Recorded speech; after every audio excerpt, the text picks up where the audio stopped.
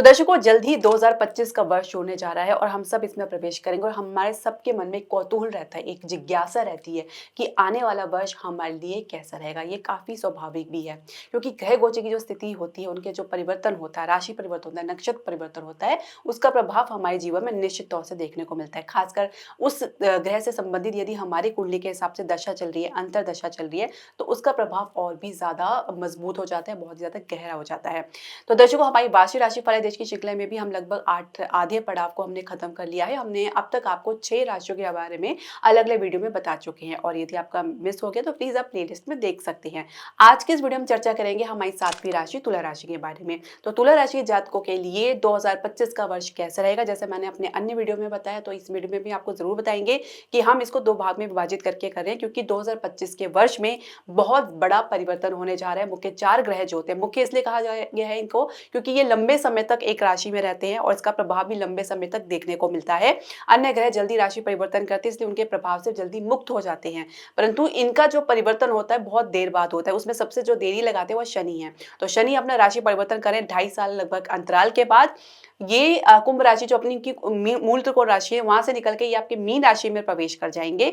और इसके अलावा जो अन्य ग्रह जो मुख्य वो राशि परिवर्तन करेंगे वो बृहस्पति है और राहु केतु भी है। तो ये 4 मुख्य ग्रह राशि परिवर्तन करें, इसका विश्व पटल पर भी बहुत बड़ा असर देखने को मिलेगा, ना सिर्फ व्यक्तिगत जीवन को। तो 2025 का वर्ष आपके लिए कुछ नया करवट लेकर आ सकता है, कुछ नए लेसन आप लर्न कर सकते हैं, कुछ नया पाठ आपको लर्न करना पड़ सकता है। तो ये बहुत सारी स्थिति बनने वाली है 2025 के वर्ष में, इसको जानना और समझना बहुत जरूरी है। तो तुला राशि के जातकों के लिए उनके स्वास्थ्य पे किस प्रकार का प्रभाव पड़ेगा, हम इसकी चर्चा करेंगे पूरे विस्तार के साथ और पूरे विश्लेषण के साथ आपको बताएंगे क्या क्या सावधानियां आपको बरतनी है। शिक्षा करियर के लिए किस प्रकार के उतार चढ़ाव से आपको गुजरना पड़ेगा पूरे वर्ष, आपको किस प्रकार की संभावनाएं देखने को मिल सकती है।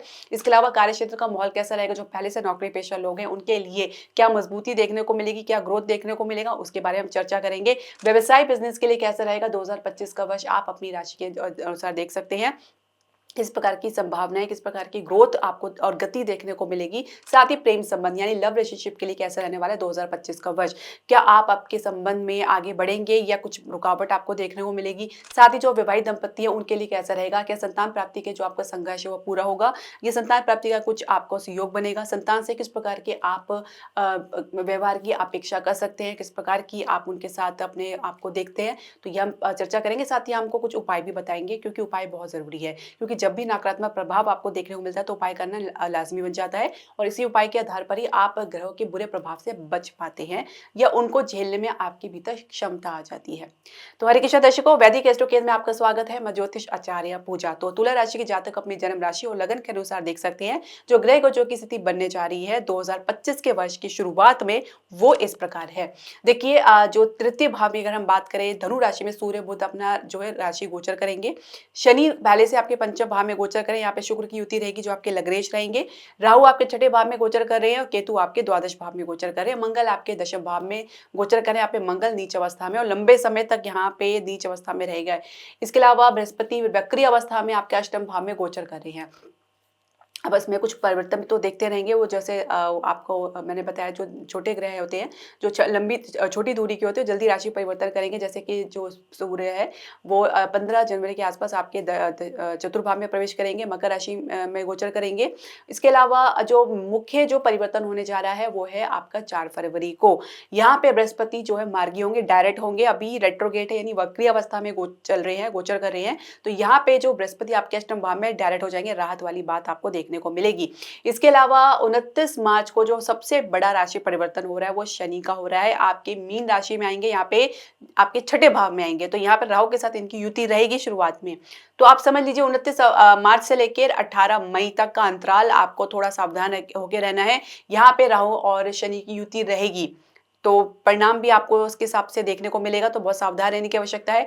14 मई को बृहस्पति राशि परिवर्तन करेंगे, आपके भाग्य स्थान नवम भाव में प्रवेश कर जाएंगे, मिथुन राशि में। ये मुख्य गोचर होने जा रहे हैं 2025 के वर्ष में। और इसके अलावा जो नक्षत्र परिवर्तन होगा वो इस प्रकार है। बृहस्पति अभी मृगशिरा नक्षत्र में चल रहे हैं, जून के महीने में आद्रा नक्षत्र में प्रवेश करेंगे जो कि राहु का नक्षत्र है। उसके बाद ये लगभग यहाँ पे रहेंगे अगस्त तक, यहाँ पे फिर पुनः वसु नक्षत्र में प्रवेश करेंगे। इसके अलावा शनि के नक्षत्र की यदि बात करें तो अप्रैल में पूर्व भाद्रपदा नक्षत्र में आएंगे और उत्तरा भाद्रपदा नक्षत्र में अक्टूबर के महीने में ये प्रवेश करेंगे। राहु का जो है वो भी पूर्व भद्रपद नक्षत्र में रहेंगे, उसके बाद शतभिषा नक्षत्र में जाएंगे, अपने ही नक्षत्र में जाएंगे 25 नवंबर के बाद। तो लगभग पूरे वर्ष ये पूर्व भाद्रपद नक्षत्र में ही रहेंगे, बृहस्पति के नक्षत्र में रहेंगे। केतु भी इस प्रकार से अपना नक्षत्र परिवर्तन करेंगे, उत्तरा फाल्गुनी नक्षत्र में रहेंगे, उसके बाद पूर्व फाल्गुनी नक्षत्र में 25 नवंबर को प्रवेश करेंगे। ये नक्षत्र भी जानना बहुत जरूरी है, क्योंकि इनके जो स्वामी होते हैं, इनके जो लॉर्ड होते हैं, उनका भी रोल महत्वपूर्ण हो जाता है जब ये ग्रह आपकी कुंडली में एक्टिव हो जाते हैं। तो अब ये इसके अनुसार अगर हम अन्य ग्रह के बारे में चर्चा करें तो वह मंगल जो मुख्य ग्रह है। मंगल आप जनवरी के महीने में जो यहाँ पे वक्री अवस्था में आते हुए ये आपके नवम भाव में प्रवेश कर जाएंगे, मिथुन राशि में पीछे चलेंगे। अब यहाँ पे ये रहेंगे अप्रैल तक, उसके बाद अप्रैल में मार्गी होते हुए ये आपके फिर पुनः दशम भाव में प्रवेश कर जाएंगे और यहाँ पे जून तक रहेंगे और जून में ये आपके एकादश भाव में प्रवेश करेंगे। आधा साल मंगल आपके नवम और आपके दशम भाव में रहेंगे, मुख्यतः आपके दशम भाव में रहेंगे नीच अवस्था में। तो ये आप समझ लीजिए कि थोड़ा सा विकट परिस्थिति आपके लिए रहने वाली है आपके कार्य क्षेत्र से संबंधित। तो बाकी अन्य क्षेत्र में भी हम आपकी चर्चा करेंगे। शुरुआत करने से पहले मैं आपसे एक निवेदन करना चाहूंगी कि आप हमारे चैनल को सब्सक्राइब करें, बेल नोटिफिकेशन जरूर प्रेस करें। इसके अलावा आप हमारे चैनल को लाइक और शेयर जरूर करें।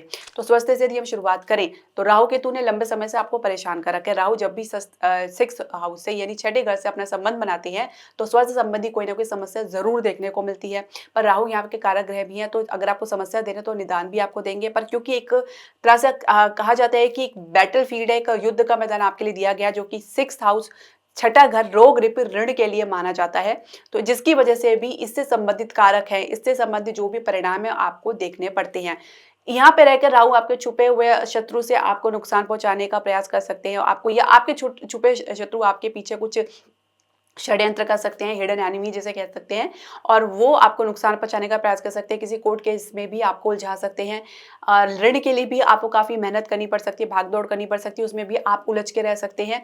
तो रोग भी कुछ ना कुछ बना रहता है। कभी कभी एक रोग को डायग्नोस करना, उसका पता लगाना भी मुश्किल हो जाता है, और कभी कभी ये रोग आप अपने दिमाग में ही बना लेते हैं जबकि समस्या कुछ भी नहीं होती। तो इस प्रकार की उलझन, दुविधा और इस प्रकार की कन्फ्यूजन की स्थिति राहु आपके जीवन में उत्पन्न करता है। केतु द्वादश भाव में बैठ के इसको बल को और भी बढ़ाता है। तो कहीं ना कहीं इनके बीच में एक रस्साकशी देखी जा सकती है। द्वादश भाव में बैठ के केतु आपके पारिवारिक सुख में कमी करता है, इनकी दृष्टि आपके चतुर्भाव में पड़ती है। तो पारिवारिक सुख में कमी है, स्ट्रेस है या कुछ शांति की कमी है, एक डिस्टेंस आपको देखने को मिलता है। कई बार घर परिवार से अलग रहना पड़ता है, उनसे दूर जाना पड़ता है। हृदय के मरीज थोड़ा अपना अच्छे से ध्यान रखें। तो आपको मई तक अपना अच्छे से ध्यान रखना होगा। खासकर 29 मार्च से लेकर 18 मई का समय आपके थोड़ा कष्टकारी हो सकता है, क्योंकि यहाँ पे सही शनि की युति बनेगी राहु के साथ। अब यहाँ पे बैठ के राहु शनि एक श्रापित योग का निर्माण करेंगे, तो इस कारण भी आपको नुकसान उठाना पड़ सकता है। तो बहुत ही सावधान रहने की आपको आवश्यकता है। अब अगर हम समझे तो मंगल की भी दृष्टि आपके नीच अवस्था में दशम भाव में गोचर है, इनके जो आपके लगन में गोचर माफ कीजिएगा, लगन में दृष्टि पड़ेगी और आपके चतुर्भाव में दृष्टि पड़ेगी। तो इसकी वजह से भी कहीं ना कहीं आपको अपने इमोशंस को व्यक्त करने में असुविधा, कंफ्यूजन, फ्रस्ट्रेशन, क्रोध या झुंझलाहटपन, इस प्रकार की समस्या आपको देखने को मिल सकती है, जो आपके अपने व्यक्तिगत जीवन के वातावरण को भी तो प्रभावित करेगी, साथ ही आपके कार्यक्षेत्र के भी वातावरण को प्रभावित कर सकती है और अभी भी कर रही होगी। नीच के मंगल कहीं ना कहीं आपके साहस को गलत दिशा भी दे सकते हैं और दिशा से भटका भी सकते हैं। प्रतिक्रिया देने में आप विलंब नहीं लगाते, और जहां आपको प्रतिक्रिया देनी होती है वहां संकोचवश आप अपने आप को दबाने का प्रयास करते हैं, और कहीं ना कहीं ये दबाने का जो सप्रेस करने का आपका जो प्रयास होता है, कहीं ना कहीं पर और फूट पड़ता है। तो ये विपरीत परिस्थिति आपको देखने को मिल सकती है, इसका परिणाम भी आपको देखने को मिलेगा। तो ये आपको समझना है कि इससे आपको सावधानी बरतनी है, शांत भाव में रहना है, अधीर नहीं होना है, प्रतिक्रिया देने से आपको बचना है। किसी प्रकार से स्वयं को समझाएं, अपना ध्यान डाइवर्ट करें जहां से आपके लिए ये आसान हो जाए। तो जैसे मैंने बताया कि राहु अब आपके पंचम भाव में आ जाएंगे 18 मई को, और केतु आपके एकादश भाव में आ जाएंगे। 14 मई को बृहस्पति आपके आ जाएंगे नवम भाव में। अच्छा, अब यहाँ पे राहु और बृहस्पति का गुरु चंडाल योग का निर्माण भी होगा, जो पूरे वर्ष रहेगा। ये आपके भाग्य के आगे रोड़ा भी अटका सकता है, पिता के साथ संबंध को भी प्रभावित कर सकता है।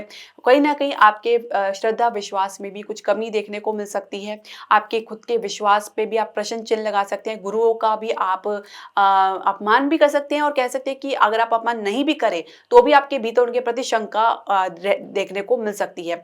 ये आपके गुरु को, आपके बृहस्पति को और भी ज्यादा कमजोर करेगा। आपको ये बात हमेशा ध्यान रखनी है कि आपने अपने गुरुओं का अपमान नहीं करना, चाहे कितना भी कुछ भी विपरीत परिस्थितियां क्यों ना हो, आप वहां से हटकर चले यदि आप किसके प्रति आपके विचार विधारणा जो भी है आपकी बिल्कुल विपरीत जा रही है, तो आप उसके लिए बहसबाजी में ना पड़ के अब वहाँ से उस स्थान से आप चले जाएँ तो ज़्यादा बेहतर रहेगा। पिता का सम्मान करें, बड़े-बुजुर्ग का सम्मान करें, तभी आपके बृहस्पति जो है मजबूत होंगे। इसका आपको ध्यान रखना है। बृहस्पति निश्चित तौर से आपके भाग्य स्थान पे बैठकर आपके भाग्य को प्रभावित करेंगे। इसके अलावा उनकी दृष्टि आपके लगन पे पड़ेगी, आपके तृतीय भाव में पड़ेगी और आपके पंचम भाव में पड़ेगी। तो इसके हिसाब से भी आपके जो निर्णय लेने की क्षमता है वो भी प्रभावित हो सकती है। तो बहुत ही सावधान रहने की आपको आवश्यकता है। शिक्षा करियर के लिए कैसा रहेगा? देखिए पंचम भाव में शनि कुंभ राशि में गोचर करें, यहाँ पे शुक्र के साथ इनकी युति रहेगी शुरुआत में। अच्छी प्रगति ग्रोथ आपको देखने को मिलेगी। लग्नेश के साथ इनकी युति रहेगी, तो एक कला के क्षेत्र में, डिजाइनिंग के क्षेत्र में आपकी रुचि और आपकी प्रवृत्ति ज़्यादा बढ़ सकती है। इसके अलावा थोड़ा-सा आप अपने संघर्ष के साथ अगर चलें, तो आपको निश्चित तौर से जिस फील्ड में जाना चाहते हैं, वहाँ पे आपको सफलता देखने को मिलेगी। यहाँ पे बैठ के शनि और शुक्र की दृष्टि आपके एकादश भाव में रहेगी। एकादश के स्वामी आपके तृतीय भाव में रहेंगे। तो ये भी संभावना बनी हो सकती है कि शुरुआत में आपको स्थान से बाहर कहीं पढ़ने का मौका मिले या आप किसी कंपटीशन में पार्टिसिपेट करें, तो वो भी संभावना देखी जा सकती है। विजय आपकी तय है, विजय आपकी डेफिनेटली है, सफलता आपके लिए है, लेकिन आपको अपने आप को पॉजिटिव रखना होगा क्योंकि राहु आपको छठे भाव में बैठ के हर प्रकार से सफलता तो ज़रूर दिलाएंगे, पर क्योंकि अभी शनि के साथ शुक्र थोड़ा-सा आपको आलसपन में भी डाल सकते हैं। कल का काम परसों में इस प्रकार टालने-मटोलने में भी आप अपना समय व्यर्थ कर सकते हैं और स्लो प्रोग्रेस भी थोड़ा-सा आपको देखने को मिल सकती है। लेकिन अगर आप कांस्टेंट लगातार प्रयास करेंगे सफलता के लिए तो आपको ज़रूर सफलता मिलेगी, इसमें कोई संदेह है ही नहीं। बृहस्पति थोड़ा-सा अष्टम भाव में बैठ के आपकी उच्च शिक्षा के मार्ग में थोड़ा अवरोध उत्पन्न कर सकते हैं। यहाँ पे जो बृहस्पति वक्री अवस्था में है, तो इनकी दृष्टि आपके द्वादश भाव में पड़ी, जहाँ पे केतु गोचर कर रही है और केतु की दृष्टि भी बृहस्पति में पड़ रही है। तो आपको विदेश के लिए कोई ना कोई आपको रुकावट या अवरोध का सामना करना पड़ रहा है, जिसमें आप अपनी अपनी इच्छा अनुसार जिस फील्ड में जाना चाह रहे हैं, उसमें आपको वैसे कोई ग्रोथ या आपको कैसी संभावना देखने को नहीं मिल पा रही है। 4 फरवरी के बाद बृहस्पति मार्गी होंगे, थोड़ा-सा राहत आपको देखने को मिलेगी, उसके बाद धीरे-धीरे आपको इसमें सुधार देखने को मिलेगा और 14 मई के बाद अगर हम बात करें, तो आप ये देखेंगे कि जो बृहस्पति है, वो उनका जो परिवर्तन हो रहा है नवम भाव में हो रहा है, आपके भाग्य स्थान में हो रहा है, तो आपकी यात्रा भी बनेगी, साथ ही अगर आप विदेश के लिए प्रयास करेंगे, तो उसमें भी आपको सफलता देखने को मिलेगी। तो आप समझ लीजिए 14 मई के बाद का जो अगर समय अगर प्रयास करें, तो अगर वो आपके लिए काफ़ी बेहतर रहेगा। कॉम्पिटिशन में आप अपने जुझारूपन से अपने लिए सफलता अर्जित कर सकते हैं, इसके लिए प्रबल संभावना बनने जा रही है शुरुआत में ही। अब आप देख सकते हैं कि आपके जो छठे घर के स्वामी अष्टम भाव में गोचर करें, एक प्रकार ये भी विपरीत राजयोग का निर्माण कर रहे हैं। 4 फरवरी के बाद कंपटीशन प्रतियोगिता में आशातीत सफलता आपको देखने को मिल सकती है, इसका परिणाम आपके पक्ष में रहेगा। इसके अलावा कैंपस प्लेसमेंट में आप शुरुआत में अच्छा प्रदर्शन की उम्मीद कर सकते हैं और कुछ अच्छी ओपनिंग और अच्छी इंटर्नशिप के ऑफर आपको मिल सकते हैं। यदि आपको पहले से ऑफर मिले, उसमें अगर आप जॉब के लिए अपना करियर की शुरुआत करने जा रहे हैं, तो उसके लिए भी माहौल थोड़ा-सा आपको एडजस्ट करना पड़ सकता है। यहाँ पे आपके मंगल थोड़ा-सा आपकी भावनाओं को आहत कर सकती हैं, उसको विचलित कर सकते हैं, उसको भटका सकते हैं। यहाँ पे मंगल आपको एक इंस्टेबिलिटी का भी भय दे सकते हैं, जिसकी वजह से भी आप थोड़ा इनसिक्योर फील कर सकते हैं अपने वर्क एटमॉस्फेयर में, वर्क स्टेशन में, जहाँ पे भी आप काम कर रहे हैं, वहाँ पे थोड़ा-सा एक भय आपके मन में रह सकता है अपने काम के और स्टेबिलिटी को लेकर। तो उसके लिए आप क्या करें, उसके लिए अपनी ऊर्जा को हाई रखें, इमोशंस को पॉजिटिव रखें, काम में फोकस बना के रखें। जितने काम में आपको सुधार होगा, आपकी पोजीशन उतनी स्ट्रांग बनती जाएगी और आपको आपके अधिकारी से, आपके सहकर्मी से शुरुआत में अच्छा सपोर्ट देखने को मिलेगा, एक अच्छी गाइडेंस आपको देखने को मिल सकती है। पर आपको अब जनवरी में थोड़ा-सा राहत आपको मिलेगी, अप्रैल तक जैसे ही ये आपके जो मंगल है पीछे आ जाएँगे, आपके आप नवम भाव में आ जाएँगे, मिथुन राशि में आ जाएँगे और अप्रैल के बाद फिर ये आपके दशम भाव में आ जाएँगे। तो अप्रैल से लेके जून तक थोड़ा-सा आपके लिए समय उतार-चढ़ाव से भरा रह सकता है, एडजस्टमेंट करने में थोड़ी दिक्कत आ सकती है। तो बीच में थोड़ी राहत आपको मिलेगी, उसके बाद फिर वैसी स्थिति आपको देखने को मिलेगी, तो उससे आपको विचलित नहीं होना है, उससे आपको अपसेट नहीं होना है, ना ही कोई डिसीजन लेना है, क्योंकि एक गलत डिसीजन आपके पूरे करियर के लिए क्वेश्चन मार्क लगा सकता है। बेहतर ये रहेगा सही समय का और सही अपॉर्चुनिटी का, सही अवसर का आप इंतजार करें। जून के बाद का समय आपके लिए और भी बढ़िया रहने वाला है। तो आपके करियर में अच्छी ग्रोथ आपको देखने को मिलेगी, साथ ही आप एक प्रकार से कह सकते हैं कि आप एक परिपक्व हो जाएंगे, एक मैच्योर हो जाएंगे, स्थिति को समझ लेंगे बेहतर तरीके से। क्योंकि शुरुआत में जितना आप ज्यादा झेलते हैं, जितना ज्यादा आपके लिए नेगेटिविटी, जितना ज्यादा आपके लिए चैलेंजिंग रहता है, उतना ही आप मैच्योर होते हैं, उतना ज्यादा आप ग्रोथ करते हैं, उतना ही जल्दी आप सीखते हैं। ये बात आपको समझनी चाहिए और इसी को सोचकर आप पॉजिटिव भाव में रहे तो बेहतर रहेगा। कार्य क्षेत्र के लिए माहौल कैसा रहेगा? तो जैसे मैंने बताया कि दशम भाव में आपके मंगल नीच अवस्था में गोचर कर रहे हैं। तो शुरुआत में और पहले भी थोड़ा-सा आपको उतार-चढ़ाव से गुज़रना पड़ सकता है। ये का मौके ऐसे हो सकते हैं कि ऐसे में व्यक्ति जो है गलत डिसीज़न ले सकता है और कहीं न कहीं अपनी जॉब के लिए भी कुछ बड़ा स्टेप ले सकता है। तो जब तक आपके पास बेहतर अपॉर्च्युनिटी ना हो, तो अब तक कोई स्टेप ना लें, क्योंकि ये एनर्जी आप वहाँ पे भी लेके जाएँगे। मंगल तो वहीं रहेंगे, जून तक लगभग या इसी अवस्था में रहेंगे, क्योंकि इसके बाद जनवरी में पुनः ये मिथुन राशि में आएँगे, वक्री अवस्था में होंगे, फिर ये आप अप्रैल में आपके दशम भाव में आएँगे और फिर जून में ये आपके एकादश भाव में जाएँगे। तो ये आना-जाना इनका तो लगा रहेगा।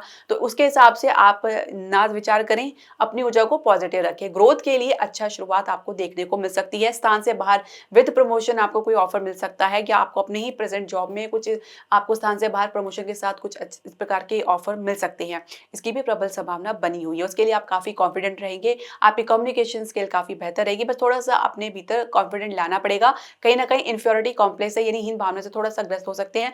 काबिलियत होने के बावजूद भी अपने आप को एक्सप्रेस नहीं कर पाना भी कभी-कभी एक हेजिटेशन या हिचकिचाहट आपके भीतर देखी जा सकती है, तो इससे आपको बचना होगा। इसके अलावा अगर आप नई जॉब के लिए प्रयास करें, तो शुरुआत भी आपके पक्ष में रहने वाली है। तो राहु आपको पूरा सपोर्ट करेंगे। 29 मार्च से लेकर 18 मई का समय थोड़ा-सा आपके लिए पॉज़ रह सकता है।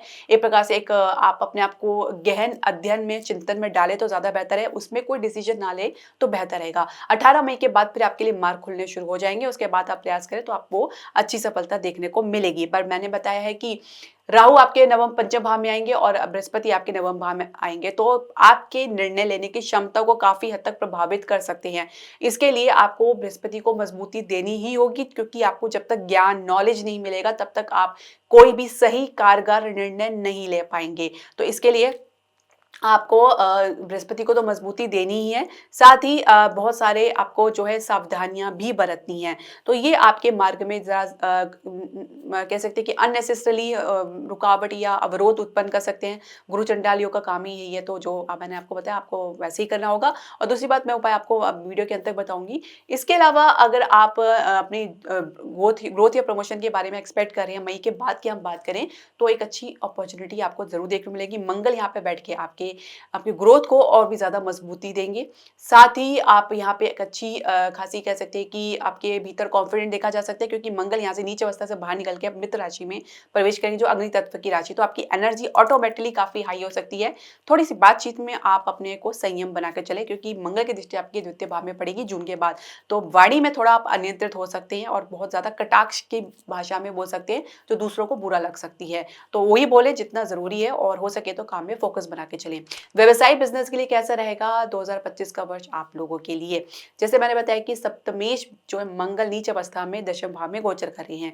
तो थोड़ा-सा आप निर्णय लेने में हिचकिचाहट महसूस कर रहे हैं, और कुछ कह सकते हैं कि एक कॉन्फिडेंट की कमी तो नहीं मैं एग्ज़ैक्टली कह सकती, पर एक ऊर्जा की कमी ज़रूर देखी जा सकती है, जहाँ पे एक जुझारूपन होता है किसी नई चीज़ के लिए, किसी नए प्रोजेक्ट के लिए, नई प्लानिंग के लिए या नए वर्ष में काम करने के लिए, वो थोड़ा-सा मिसिंग रह सकता है। और उसके अभाव में कहीं न कहीं आपकी ऊर्जा जो है वो एक नकारात्मक भाव में जा सकती है। और दूसरी बात, जब आप अपनी बात को एक स्पष्ट नहीं कर पाते या कोई आपको समझ नहीं पाता, तो एक फ्रस्ट्रेशन, चिड़चिड़ापन भी देखा जा सकता है, जो कि स्वाभाविक है। इसके अलावा अगर फाइनेंशियल सेक्टर में अच्छी खासी ग्रोथ आपको देखने को मिल सकती है, स्थान से बाहर यानी अन्य क्षेत्र में, अन्य राज्य में अगर आप कुछ प्रयास करें, तो उसमें भी आपको अच्छे मौके, अच्छे अवसर, अपॉर्चुनिटी मिल सकती है। उसके लिए फाइनेंस की भी कोई दिक्कत है तो वो भी दूर होती नजर आ रही है। शेयर मार्केट में कुछ सामान्य ही परिणाम आपको देखने को मिलेगा, कुछ खास आप इसमें उम्मीद लगाकर नहीं बैठ चल सकते। कम से कम मध्य 2025 तक तो कुछ यही देखने को मिल रहा है। बाकी अगर हम बात करें प्रॉपर्टी के बिज़नेस में, रियल एस्टेट के बिज़नेस में, घरेलू उत्पाद में, या व्हीकल या वाहन के बिज़नेस में भी कुछ आपको इस प्रकार की उतार-चढ़ाव से गुज़रना पड़ सकता है। कुछ निर्णय लेना आपका प्रभावित हो सकता है, कुछ गलत निर्णय का भी आपको खामियाज़ा या नुकसान उठाना पड़ सकता है। तो वही बात है कि आपको अपने निर्णय को एक सटीक भाव में रखना है, सही समय का और सही समय का उपयोग आपको करना है, अपॉर्च्युनिटी को आपने अच्छे से ग्रैब करना है, लेना है। और आप हो सके तो आप अगर आपको जिस बारे में कुछ अनुभव ना हो, तो उसके लिए आप कुछ सलाह परामर्श लें तो बेहतर रहेगा। अपने सेल्फ डिपेंडेंट होके निर्णय ना ले तो बेहतर रहेगा। अब 29 मार्च को अगर हम समझे तो आपके लिए थोड़ा-सा बेहतर रहेगा, खासकर 4 फरवरी के बाद जो अगर मैं इसके बारे में पॉइंट करूँ, तो बृहस्पति वक्री अवस्था से बाहर आएँगे, तो आपकी जो विदेश के लिए जो आप प्रयास कर रहे हैं, उसमें थोड़ा-सा आपके मार्ग खुलेंगे। पर केतु क्योंकि यहाँ पे बैठ के कहीं न कहीं आपके जो प्रयास है उसको थोड़ा लिमिट कर सकते हैं, उसके परिणाम को लिमिट कर सकते हैं। पर बृहस्पति की दृष्टि पर पड़ेगी और वो कह सकते हैं मुक्त होकर पड़ेगी, मार्गी होकर पड़ेगी, तो आपको राहत भी देखने को मिलेगी। 29 मार्च को शनि आपके जो है छठे भाव में आ जाएँगे। 29 मार्च से जैसे मैंने शुरुआत में ही बताया 18 मई तक आपको सावधानी बरतनी, कहीं पे भी कोई निवेश नहीं करना है, किसी प्रकार का कोई इन्वेस्टमेंट नहीं करना। कुछ लीगल समस्या आपको देखने को ज़रूर मिल सकती है, इसमें आप अड़चन देख सकते हैं, कुछ कोर्ट केस का समस्या भी देखी जा सकती है। 18 मई के बाद कुछ रास्ता खुलता हुआ नज़र आएगा। और जैसे ही 18 मई को राहु आपके पंचम भाव में प्रवेश करेंगे, तो आपकी सोच अचानक कुछ परिवर्तन उसमें देखने को मिल सकता है। ये भी संभावना बनी हो कि आप अति आत्मविश्वासी हो जाएँ, अपने आगे किसी की ना सुनें या अपने इस निर्णय को सर्वश्रेष्ठ समझें। तो जहाँ आपकी सोच ये होगी तो आप समझ लीजिए, तो वहाँ पे आपके लिए समस्याएँ का खुलना शुरू हो जाएगा। राहु आपको भटकाता है, राहु आपकी एनर्जी को भटकाता है और जिसकी वजह से आप सही निर्णय नहीं ले पाते हैं। एक स्टेबिलिटी की कमी रहता है, सोच में कमी रहता है, बार-बार स्टैंड बदलना, बार-बार अपने विचार बदलना, ये राहु की वजह से होता है। राहु के कारण ही आप कह सकते हैं कि अपनी संगति को दुर्संगति में बदल सकते हैं। तो ये एक समस्या देखी जा सकती है, तो ये आपको बहुत ही सोच विचार करके अपने कॉन्शियस लेवल से, अपने विवेक शक्ति से आपको ये डिसाइड करना है कि क्या सही है और क्या गलत है। इसके बारे में फ़र्क पड़ना बहुत ज़रूरी है। तो उसके लिए आप अध्यात्म की शरण लें और बृहस्पति को मजबूती प्रदान करें। राहु आपके विश्वास को कहीं न कहीं प्रभावित ज़रूर करेगा, क्योंकि ये आपके जो श्रद्धा है, आपके विश्वास है, जिसके प्रति बना हुआ है, उसमें क्वेश्चन मार्क ज़रूर लगा सकता है। शुरुआत में कुछ आपको नेगेटिविटी देखने को मिल गई या कुछ ऐसी समस्या देखने को मिल गई या कुछ ऐसी घटना ऐसे घट गई जिसकी वजह से आपकी जो श्रद्धा है उस पर आप प्रश्न चिन्ह लगा सकते हैं कि मैं जिस पर विश्वास कर सकता हूँ वो मेरे साथ ऐसा कैसा कर सकते हैं। राहु आपकी भावनाओं को भटका सकता है। अब ये परीक्षा का समय है कि आप कितना, आपके भीतर विश्वास है अपने इष्ट के प्रति, आप अपने ईश्वर के प्रति आपका कितना विश्वास है, ये परीक्षा का समय रहने वाला है 2025 में। तो जून के बाद का जो है थोड़ा-सा आपके लिए बेहतर रहेगा, फाइनेंशियल सेक्टर में मजबूती देखने को मिलेगी, साथ ही घरेलू उत्पाद में भी आपको ग्रोथ देखने को मिलेगी। रियल एस्टेट में कुछ हाल देखने को मिल सकता है, तो जून तक आपको इंतज़ार करना पड़ सकता है। उसके बाद की जो स्थिति, हालाँकि मैं अगर बात करूँ तो जनवरी से अप्रैल के बीच में छोटा-सा समय रहेगा, इसमें भी कुछ आपको सुधार देखने को मिलेगा, पर क्योंकि मंगल यहाँ पे वक्री अवस्था में रहेंगे और जल्दी ही मार्गी भी होंगे, तो फिर आपको थोड़ा-सा उतार-चढ़ाव से गुजरना पड़ सकता है। पर मेनली अगर फोकस करें तो जून के बाद का समय जो है आपके लिए बढ़िया रहेगा। शेयर मार्केट में भी उसके बाद आपको एक स्टेबिलिटी देखने को मिल पाएगी। इसके अलावा अब हम समझते हैं आपके प्रेम संबंध, लव रिलेशनशिप के लिए कैसा रहेगा 2025 का वर्ष। पंचम भाव में शनि गोचर करें, जो अकेले ही कह सकते हैं कि आप थके हारे महसूस कर सकते हैं, टायर्ड महसूस कर सकते हैं। रिलेशनशिप को लेकर एनर्जी से बिल्कुल ड्रेन आउट हो सकते हैं, तो जिसकी वजह से कुछ प्रयास नहीं करना चाह रही। शुक्र यहाँ पे बैठ के इनकी युति की शुरुआत होने जा रही है, तो एक स्पार्क आप अपने रिलेशनशिप में देख सकते हैं, एक प्रकार की ऊर्जा देख सकते हैं, एक शुरुआत देख सकते हैं, जहाँ पे एक उम्मीद की किरण आपको नजर आ सकती है अपने रिलेशनशिप को लेकर। आप अपने पार्टनर को भी किस प्रकार का मोटिवेट कर सकते हैं, पार्टनर आपको किसी प्रकार प्रभावित करते नजर आ रहे हैं, और इस प्रकार के आप दोनों मिलकर अपनी परिस्थिति को संभाल कर आगे ले जाने का प्रयास भी कर सकते हैं। तो ये आपको शुरुआत में अच्छी देखने को मिल सकती है, पर फिर वही बात है कि चैलेंज है आपके लिए रहेगा, आपके रिलेशनशिप के लिए। जिंदगी में कुछ भी आसान नहीं होता, बिना चुनौती के, बिना संघर्ष के आपको सफलता नहीं मिल सकती, ये बात आप समझ के चलें। तो अब शनि आपके जो पंचम के स्वामी है, ये आ जाएंगे आपके छठे भाव में राहु के साथ। राहु के साथ कम अंतराल में रह के आपको आपके रिलेशनशिप की सच्चाई के बारे में बताएंगे, आपका स्टैंड कहाँ करते हैं आप अपनी पार्टनर की लाइफ में, या वो आपकी लाइफ में कहाँ स्टैंड करते हैं। तो इसके बारे में आपको पूरी तरीके से क्लैरिटी मिलेगी, खुलासा मिलेगा, और हो सकता है कि आप इसको अवॉइड करने का प्रयास करें, पर सिचुएशन आपको फेस करनी ही होगी। इसको अवॉइड करना, इसे पीछा छुड़ाना, इसे भागना, ये समस्या का हल कभी नहीं हो सकता है। आज समस्या का हल अगर आप सॉर्ट आउट करेंगे तो भविष्य आपके लिए उज्जवल ही रहेगा। अब ये जो 29 मार्च से लेकर 18 मई का समय थोड़ा आपकी रिलेशनशिप के लिए चैलेंजिंग रह सकता है। ये आपके रिलेशनशिप में ब्रेकअप भी ला सकता है, आपके रिलेशनशिप में गलत फहमी भी ला सकता है, मिसअंडरस्टैंडिंग ला सकता है, और कहीं ना कहीं आपके संबंध में उच्चाटन आपको देखने को मिल सकता है, विच्छेदन आपको देखने को मिल सकता है, सेपरेशन देखने को मिल सकता है। तो ये आपके लिए थोड़ा सा चुनौती रह सकती है। अब ऐसे में आपके साथ कौन खड़ा है, कौन नहीं खड़ा है, तो इसमें भी आपकी आंखें खुल सकती है। एक मैच्योरिटी इसके बाद आपको देखने को मिलेगी। आपका जो नजरिया होगा अपने रिलेशनशिप को लेकर, अपने आसपास के लोगों के लेकर, बहुत परिवर्तन आपको देखने को मिलेगा। कुछ इस प्रकार की मैच्योरिटी, परिपक्वता आपको देखने को मिल सकती है कि तो अब आप इस सिचुएशन को संभालने में सक्षम नजर आएंगे। ये आपके लिए बहुत ज़रूरी है। और कुछ इस प्रकार हम समझेंगे 14 मई को जैसे बृहस्पति आपके नवम भाव में आ जाएँगे, तो हो सकता है कि विवाह की चर्चा आप करने में उत्सुकता ज़्यादा दिखाएँ, पर इतना आसान नहीं होगा, कोई ना कोई विघटन या रुकावट आपको देखने को मिल पाएगी। तो अपने या रुकावट आपके पिताजी की तरफ से या आपके परिवार की तरफ से या पार्टनर के परिवार की तरफ से या सिचुएशन कुछ इस प्रकार की देखने को मिल सकती है।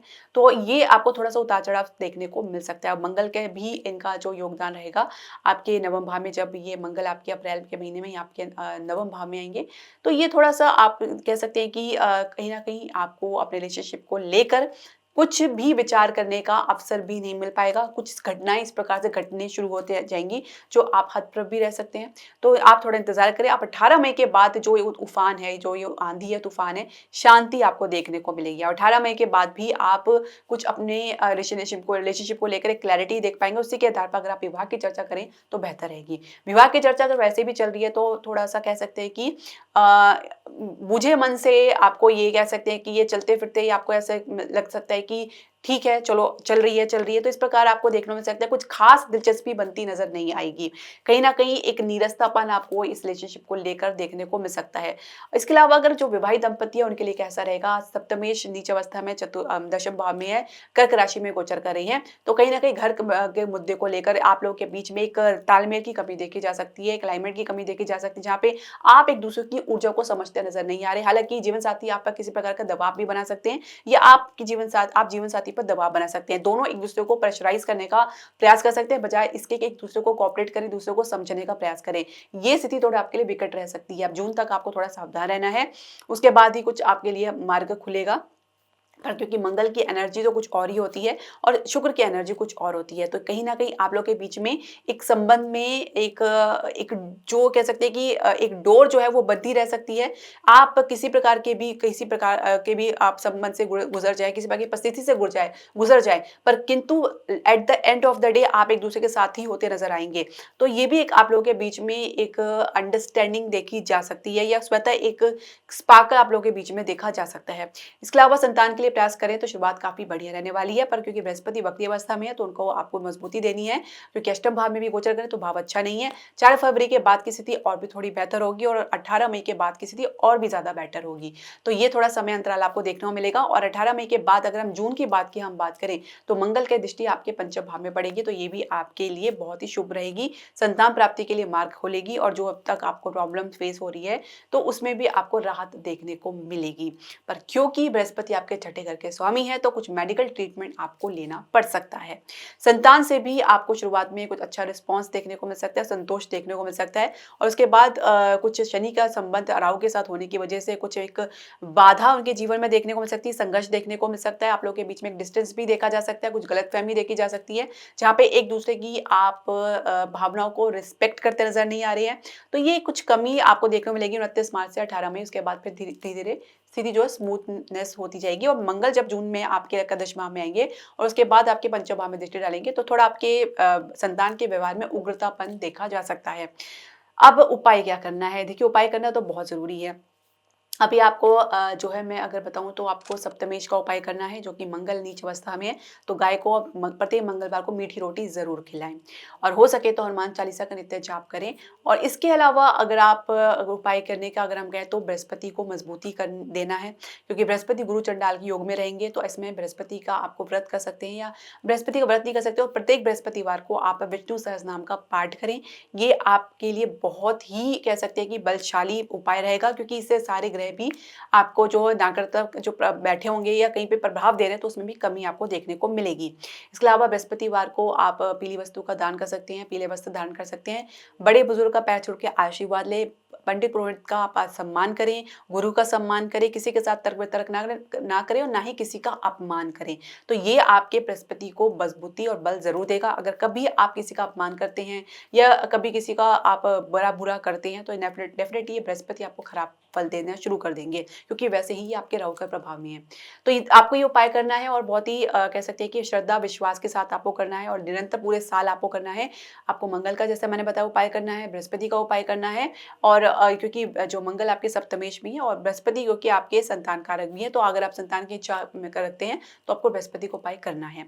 साथ ही उच्च शिक्षा के लिए भी बृहस्पति आपको काफ़ी मदद साबित करेंगे। ज्ञान प्राप्ति के लिए भी जो बृहस्पति आपके लिए उपयुक्त ग्रह माने गए हैं। तो दर्शकों, आपके जो भी प्रश्न, सजेशन या क्वेरी है, आप हमारे कमेंट बॉक्स में ज़रूर डालें। हरे कृष्णा।